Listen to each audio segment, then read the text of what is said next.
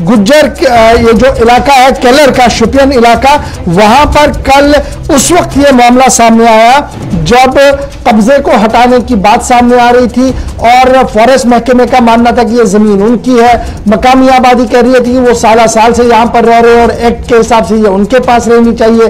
तो इसी तू महमे में दोनों गुत्थम गुत्था हुए और हालात इंतहाई कशीदा हुए हैं। जावेद राही साहब, डॉक्टर जावेद राही साहब ट्राइबल रिसर्च हमारे साथ है, ये काफी रिसर्च करते हैं और मुकम्मल तौर पर एक गहरी नजर इस पूरे मुद्दे पर रखते हैं। एक्ट पर भी नजर है इनकी और इनकी हकूक की लड़ाई भी लड़ते हैं। डॉक्टर जावेद राही साहब, बहुत बहुत शुक्रिया सर ज्वाइन करने के लिए। कल से लगातार हम खबरें देख रहे हैं, कल से लगातार हम बयानात सुन रहे हैं, लेकिन आपने भी अपना रिसर्च किया होगा। क्या कुछ असल वजह है कि इतने ज्यादा लोग जख्मी हुए दोनों तरफ से? फॉरेस्ट का अमला भी जख्मी है, सहाफी जख्मी है, गुजर जख्मी है। कहां पर आपको लुक्यूना नजर आया? जी, बुनियादी तौर पे जो एक्ट है वो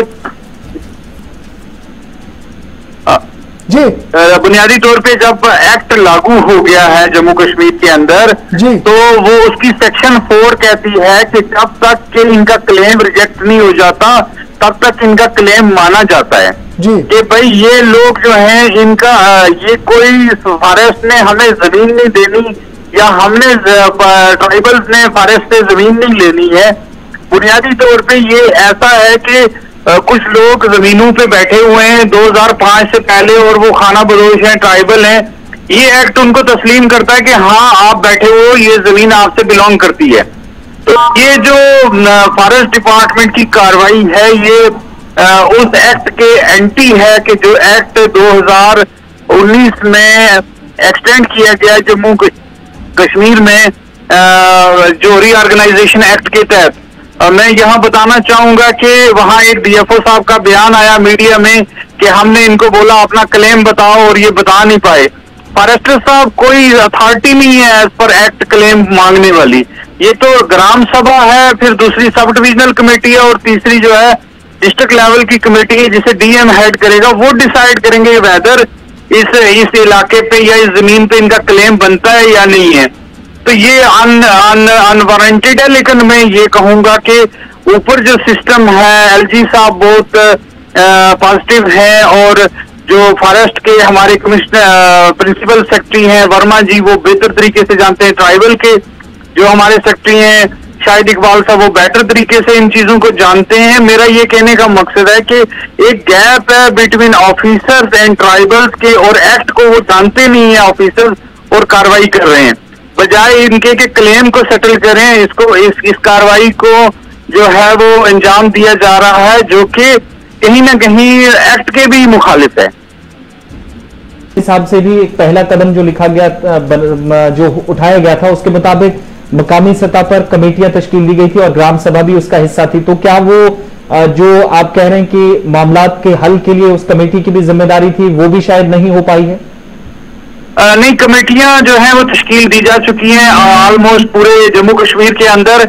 लेकिन एक बात है कि अब अगली कमेटी जो है ना सब डिविजनल लेवल की, उसकी अभी तश्कील प्रॉपर, जिसमें कि कुछ लोग जो हैं वो उन्होंने पंचायत से लेने थे वो, और डिस्ट्रिक्ट लेवल कमेटी और स्टेट लेवल कमेटी में कुछ लोग लेने थे, उसकी अभी नोटिफिकेशन इशू नहीं हुई है।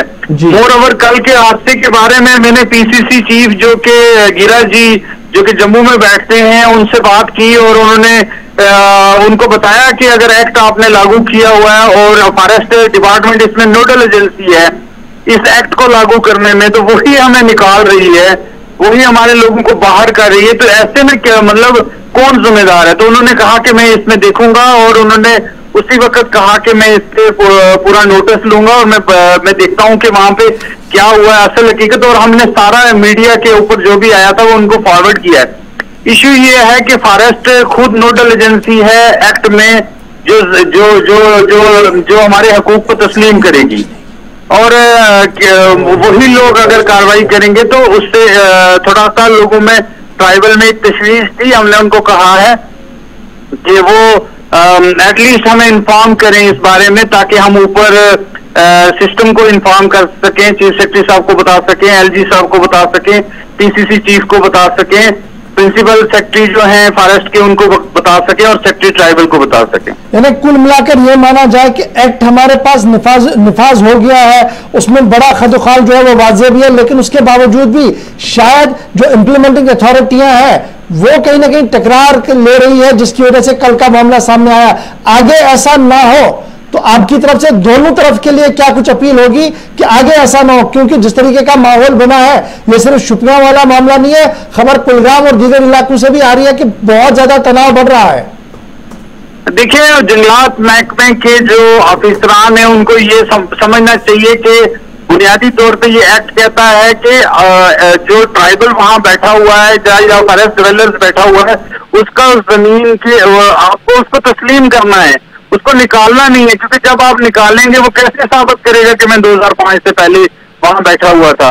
तो ऐसे में जो एक्ट का प्रीएम्बल है और आर्टिकल 4 है वो बताता है कि जिस दिन ये एक्ट जम्मू कश्मीर में आया उसी दिन इसकी मतलब इसमें ट्राइबल्स को राइट्स हैं।